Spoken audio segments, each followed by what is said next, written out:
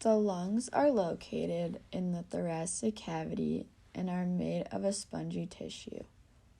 The main function of the lungs is to inhale oxygen and exhale carbon dioxide.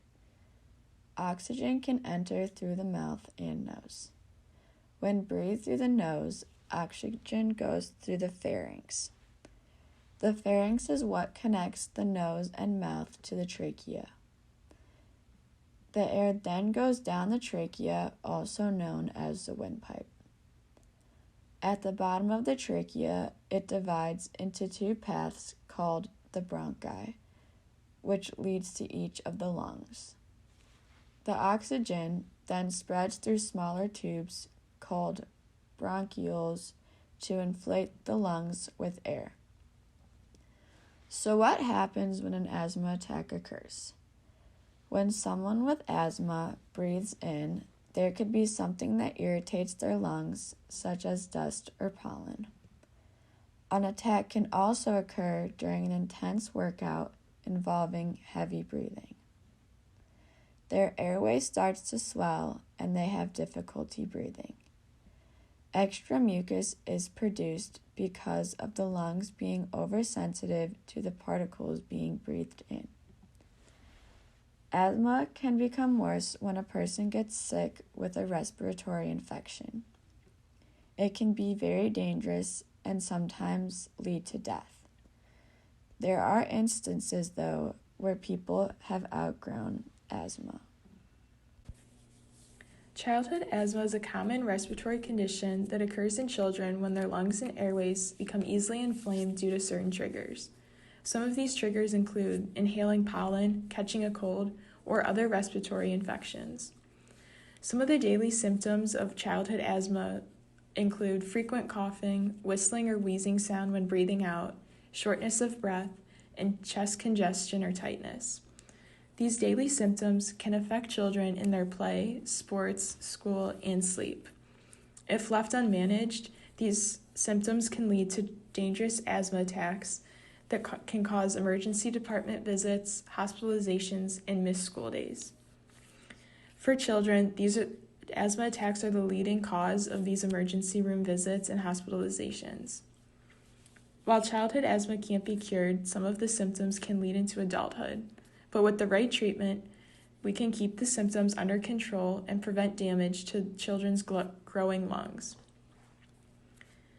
Some of the risk factors and causes of childhood asthma can include an inherited tendency to develop allergies in a child's family, having parents that also have asthma, or any type of airway infection at a young age that is often repeated, as well as any environmental exposure such as cigarette smoke or air pollution. With children still growing, their airways will continue to be susceptible to different triggers. With this increased immune system sensitivity, children's airways and lungs are more susceptible to swell and produce a mucus when exposed to certain triggers. However, these triggers can be delayed, which makes it very difficult to identify. Some of the viral infections, like the common cold or exposure to different air pollutants, can cause the airways to be very susceptible to developing childhood asthma. The goals for treatment of childhood asthma are to minimize the symptoms and allow the child to participate in normal, daily activities with minimum side effects. Ideally, a child should not experience symptoms more than once or twice a week and prevent emergency department visits and hospitalizations due to asthma attacks. The treatment will depend on the severity and frequency of symptoms. For childhood asthma, two types of medicines may be prescribed: quick relief or long-term control. Any child with asthma will require quick relief medicine to treat the symptoms that come with an asthma attack. Quick relief medications can also be used to prevent exercise-induced asthma. An inhaler is usually used for this, and it is recommended that a child with asthma carry one with them at all times. Long-term control medications are sometimes needed by children to treat underlying issues, such as inflammation of the airways. It is taken daily and is also used to prevent asthma attacks and symptoms. Inhaled corticosteroids are the preferred long-term control medication for all ages. Some studies have concluded that child growth may be slowed after continuous use of long-term control medicines, but these medications are vital to their health and must still be taken. Of course, more research is needed to fully understand and develop new treatments for childhood asthma. As stated earlier, childhood asthma could be caused by many factors and often presents itself in symptoms such as consistent coughing or difficulty breathing.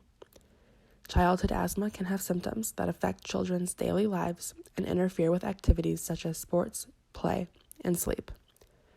When children have difficulty breathing, it may limit their ability to play a sport or engage in other physical activities. These symptoms may also make it difficult for a child to fall asleep. If a child is unable to socialize with other children due to a health condition, it may affect their emotional or mental well-being, as they may feel left out or isolated from other children their age. Studies show a link between asthma and mental health disorders, such as depression and anxiety in children. To help children manage both their mental health and asthma symptoms, doctors can prescribe medication, and parents can encourage their children to practice relaxation techniques and seek support if and when it's needed. Childhood asthma may affect children who live in urban environments more than children who live in suburban or rural areas because of the presence of environmental triggers such as secondhand smoke, factories, and other urban pollutants or emissions that are more common in urban areas. Further, children of African American or Latino descent are more likely to face dangerous health risks associated with childhood asthma. This is partially because of African American and Latino families experience higher rates of poverty, which affects their access to health care and features of their environments that may contribute to the development of asthma symptoms. Overall, asthma can be a serious condition depending on the severity, and in some cases can be deadly. When treated right, most people live a healthy life and can even end up outgrowing it.